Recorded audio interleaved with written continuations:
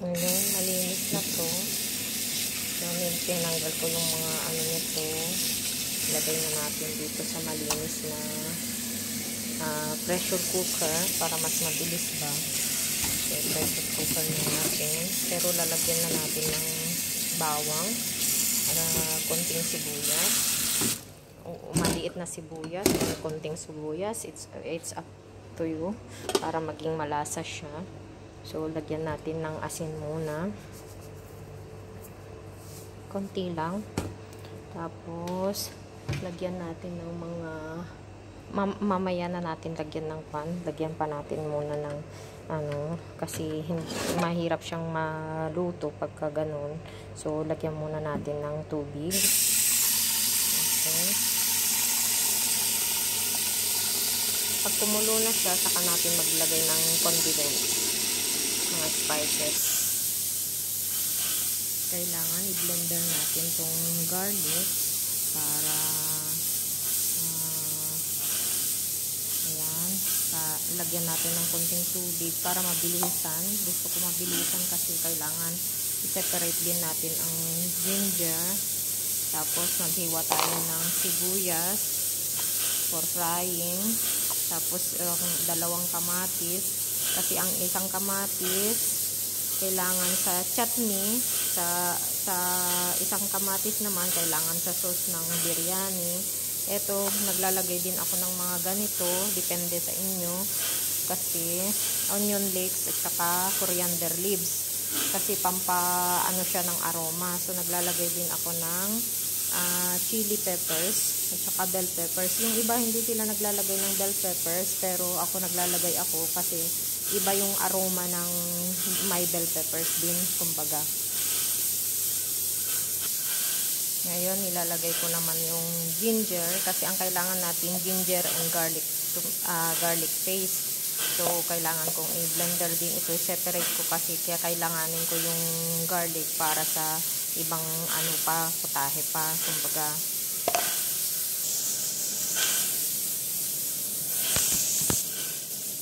Ito ko yung pang fry. Kailangan sharp yung ating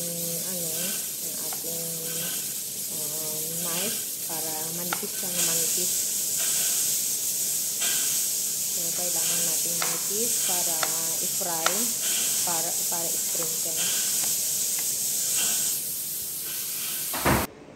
Ngayon, kailangan natin i-open yung ating pressure cooker para kasi naglaps na yung time niya na para sa kulo na siya. 10 minutes. Ayan na. Lagyan natin ng condiments. Ito yung mga condiments natin. This is bay leaves. This is cinnamon wood. Ito turmeric na dry. So, ito yung mga ganito, coriander hulls. Yung mga ganito is cumin. Yung maliliit na ito, cumin siya. Ganito maliliit, cumin. Ito naman, cloves. Tapos, ito naman is cardamom hulls. Ito, cardamom hulls. Pero ito, cinnamon stick siya. Mas mas cinnamon talaga siya. So, may paminta din. Paminta na buo. Ito yung mga condiments na whole. Ano pa ba? Wala na. So, ito yung coriander powder ko. Mahilig ako maglagay ng coriander powder kasi iba yung aroma ng coriander powder. Ayan. May cumin powder. Meat masala. May turmeric powder. Tsaka black pepper powder. May Maggi din, depende sa kadami. Meron din biryani masala, seasoning mix, pero naglalagay ako lang ng konti nito. Pero madalas ito yung mga condiments na nilalagay ko. So may mga curry powder din siya, pero pang curry din siya, pwede rin siyang ihalo minsan. Ito. So, ayan. Mamaya, mag-ano ako ng ganito. Konting cashew nuts. Pang sprinkle lang siya on top. Tsaka yung fried na sibuyas. So, ngayon, pakuluan na natin yung nababad na rice, basmati rice. So, lagyan natin ng mga ibang ingredients na ganito, whole. Yung ganito lang na konti lang kasi ihahalo din natin sa meat mamaya. So, meron pa akong ibang condiments mamaya. Ito yung tubig na ilalagay natin sa pangpakulo ng rice. Ay, medyo half cook siya. Lagyan natin ng salt and oil. Para hindi siya magdikit-dikit kaya may oil. Ito yung sa rice. Nilagyan ko ng mga condiments. Asin, tsaka oil. Ngayon, kumukulo na ang tubig natin. So, kailangan na natin ilagay yung rice. Now it comes like this. The rice should be half cooked like this. Now na-drain ko na yung rice. Ngayon magigisa tayo ng mga bell pepper. Liniliit-liit ko kasi si madam hindi pwede, ayaw niya ng mga vegetables in fairness. Tapos, ito onion leeks, coriander leaves. Ito yung maninipis na pang fry. Ito yung panggisa natin. Na pwede rin sa chutney ito. Tsaka sa kamatis. Tapos, ito rin yung sili. Hindi ko siya, ikakat ko lang siya na ganun para hindi siya masyadong maanghang. Kasi, para makakain din ako. Kasi hindi ko kaya yung maanghang. So, ito yung para sa chutney. Chili, tsaka isang kamatis. Tapos black pepper and salt. So, maglalagay ako ng butter. Tapos olive oil. Depende sa inyo kung gusto nyo rin naman ng oil lang. Another oil na ganito. Depende. Pero mas masarap siya pagka may butter tsaka olive oil. So, ganito siya. Olive oil at saka butter.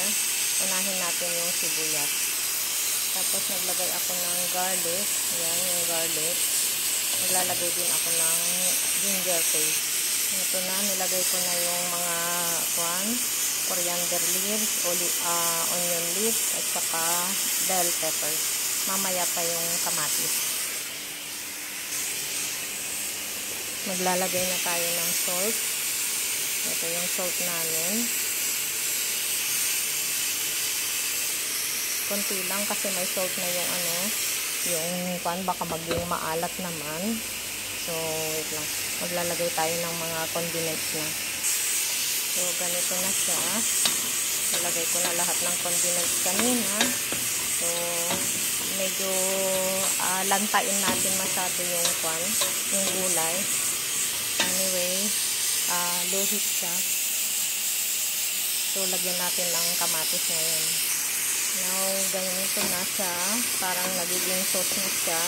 Pag nagda-dry yung pot natin dahil sa mga baharat, dahil sa mga spices, Arabic spices, so, lagyan lang natin ng konting tubig lang para maging soft yung mga nila. So, ito, maglalagay ako ng yogurt. Plain siya, plain yogurt, white siya.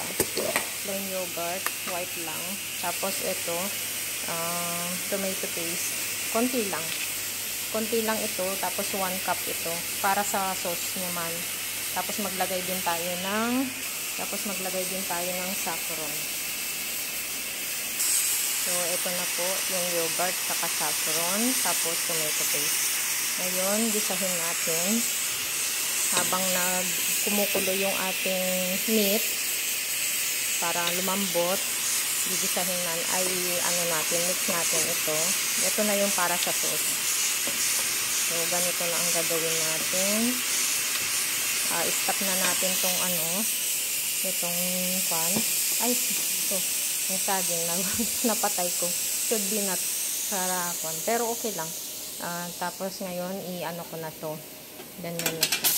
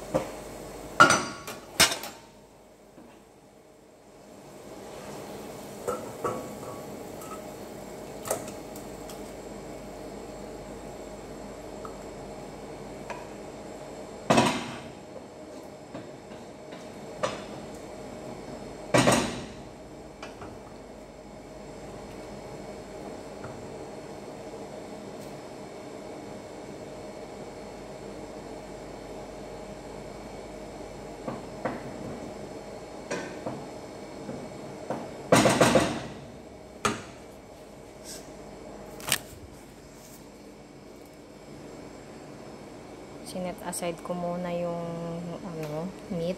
Ilagay ko dito para ilagyan ko siya ng kwan. Pero magtira kayo ng konting flooring niya para hindi siya masunog.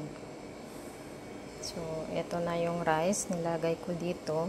Kailangan natin ilagay yung dito, yung meat sa top nito. Konti lang yung rice na nilagay ko kasi hindi lahat naman. So, lagay natin sa top nito. Now, lagyan natin ng top dito sa top yung na yan. Konting yung lahat ng rice na lagay na natin. Ngayon, ganito na siya. Tinakpan ko na siya ng rice. So, mag-sprinkle tayo ng konting coriander leaves. Yan. Tapos, maggawa tayo ng saffron din. Tapos, lemon. I-sprinkle din natin konting parang pang-moist niya.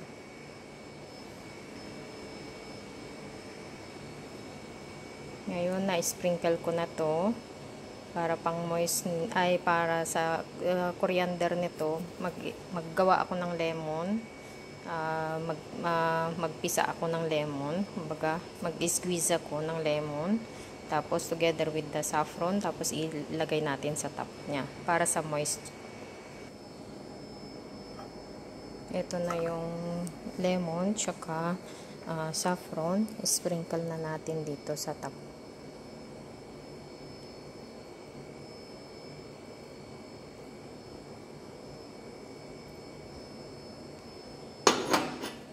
Tapos, open natin yung nasa na yung takip nito. Open na natin yung fire. Pero, hindi masyadong malakas. Ganyan muna siya. 2 minutes. Para ma-in siya. Para mag-init lang siya ng konti. Pero, para sa akin, mas gusto ko na ganito. Maliit lang siya. Para mag-in siya. Until such time na maluto na yung rice. Yan na yung biryani natin. Mamaya, makikita na ninyo. Meat biryani. So, ngayon, naggisa ako ng spinach. Naglagay lang ako ng konting sibuyas. Yung natira na sibuyas kanina. Tapos, konting bawang, asin at paminta. Tapos, ilalagay ko yung beaten eggs. Depende sa kadami ng eggs sa inyo. Gusto nyo marami, okay lang. So, lalagyan ko din siya ng milk powder, coconut milk powder. Mamaya, pagkakuan. Tapos, lalagyan ko siya ng sabaw na konti. Baharat na konti, pwede rin. Pero, mas gusto ko asin lang at paminta. Tapos, kurkum. Kurkum sa Arabic. Ang Arabic kasi ng turmeric powder is kurkum. So, nakasanayan na namin. So, ito, lalagyan ko siya ng mga spices. Wait lang. So, ngayon, lalagyan ko natin ng ganito, ng tubig, kasi para hindi siya ma-dry. Kailangan natin ng tubig, tapos latain natin ng gusto yung hanggat kaya ng pan, kasi parang soup siya dapat. So, lagyan natin ng milk powder na coconut milk powder. Ito siya, coconut milk powder. So, ito na yung spinach natin na soup, parang spinach with egg soup. Tapos, lalagyan ko siya ng pero hindi siya totally soup kasi pang paano lang siya. Patayin na natin yung biryani natin kasi nga masyado na siyang baka sunog na siya. So, ngayon, pakuluan lang natin ng konti ito, saka natin ilagay yung beaten eggs.